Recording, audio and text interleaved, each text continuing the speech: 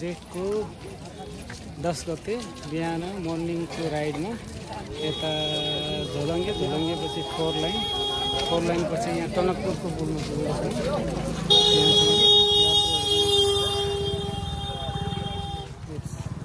माताको दर्शन गरेर फर्किने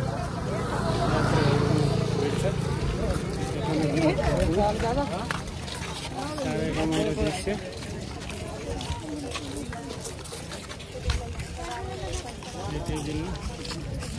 तीनवटा पुलहरू महाकाली नदीमा बनेका तीनवटा पुलहरूको दर्शन गरियो बिहानको राइडमा।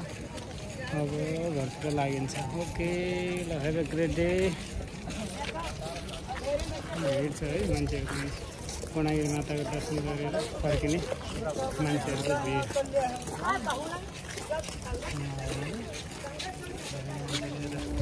ब्रह्मदेव सिद्ध बाबा दर्शन गर्न गइराख्नु भएको छ।